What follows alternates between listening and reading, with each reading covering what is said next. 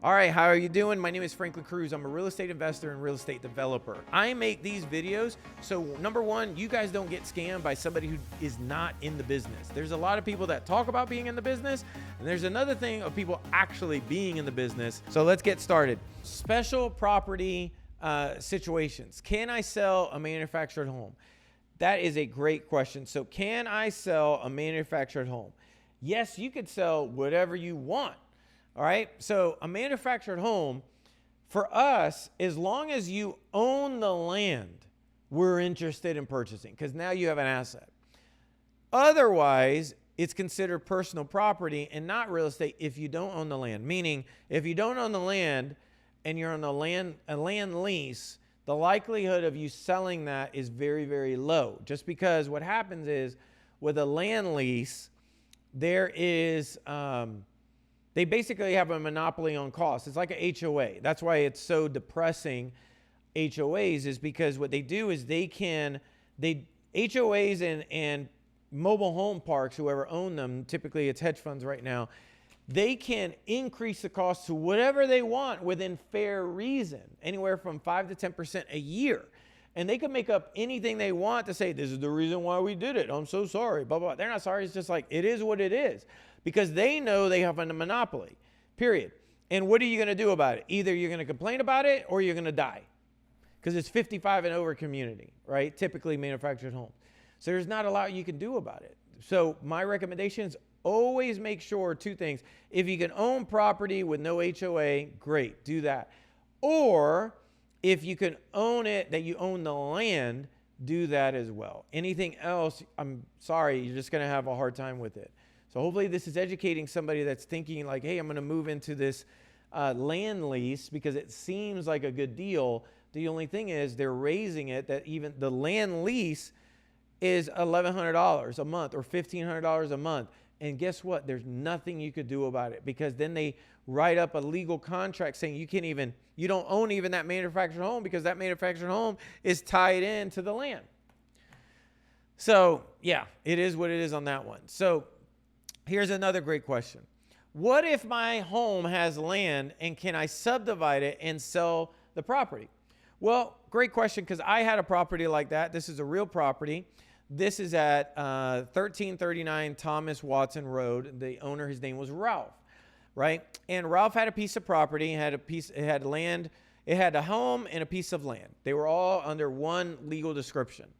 And what I did was we worked out a deal with him that we purchased the property, and during this process, we got the authority from him, hey, we're going to just subdivide the actual land and sell the land separately, and then we're going to sell the house separately.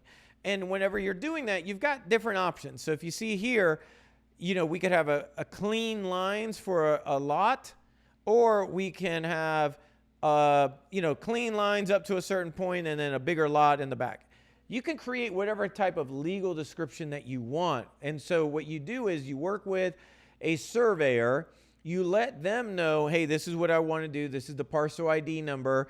I want to subdivide it to create two buildable lots. One is already built on, the other one is not.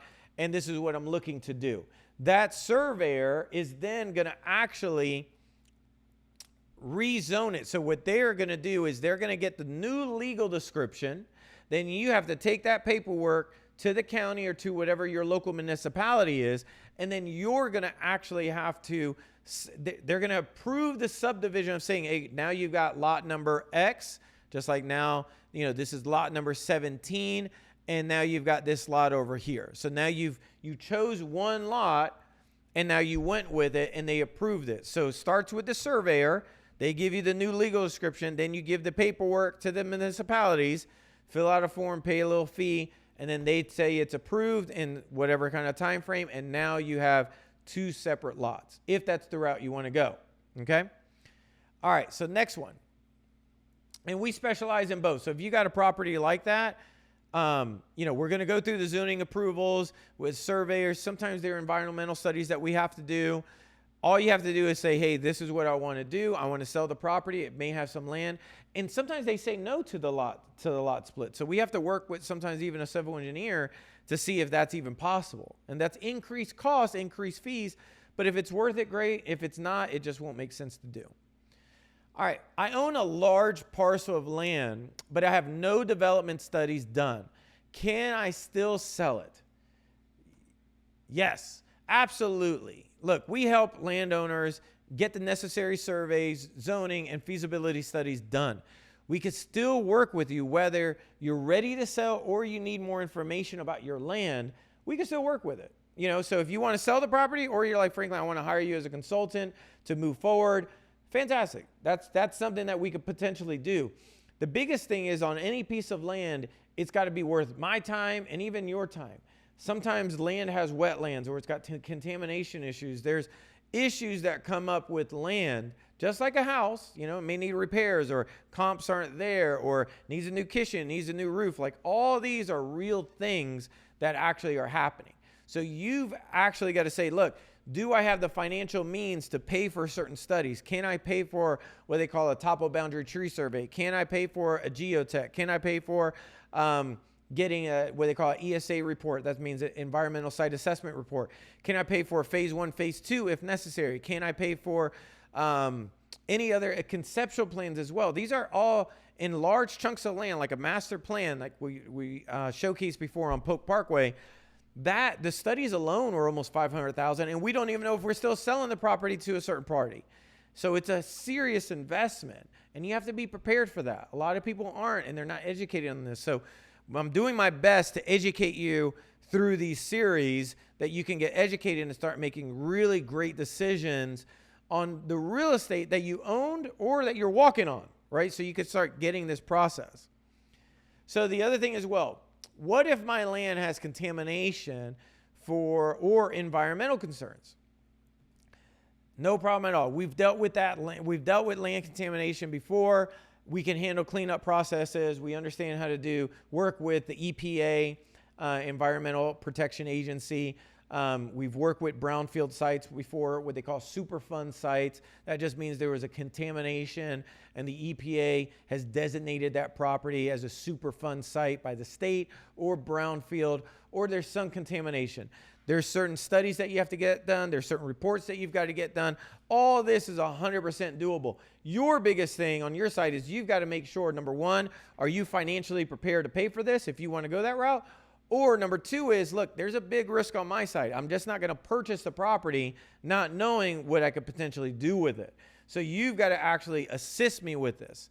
So for example, when it comes to land, how do you even establish the value of land is huge. So when you're establishing the value and you're establishing, hey, there's environmental issues or there's land issues. So first thing is we got to figure out when you're establishing a value, okay, well, what's the square footage of your lot or acreage, right? Is there roads accessible? You know, what's the easy access to your property?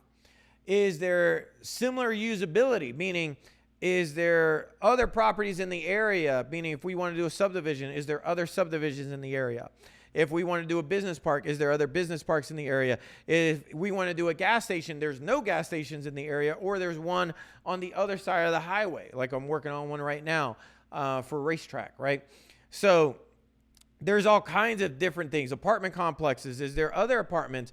But if you're doing affordable housing, how close is the nearest hospital? How close is the nearest school? How close is the nearest CVS or Walgreens back in the day, right? How close, or Eckert's, if you remember that. So how close are these certain things if you're dealing with affordable housing? How close is public transportation? So every single asset class has a little bit different scenario. So we have to figure that out. Also, what is the zoning, right? So what is the zoning for? And can we get it upgraded on the zoning or downgraded on the zoning? Not sure. Is there site development or infrastructure that you already have? Is there a road there or not? Is there downgrades, meaning there's wetlands, there's power lines, there's an easement that now the county said, hey, you can't build anything because the power lines are there. Or CVS or CSX, the railroad company, has an easement on your property that you can't do anything about, you know, or there's a burial ground, you know, not talking that you got pissed off at your stepmom, but I'm like, hey, no, like there's Indian burial grounds or there's endangered species. I've had all this stuff happen to me, so I'm just sharing with you experience.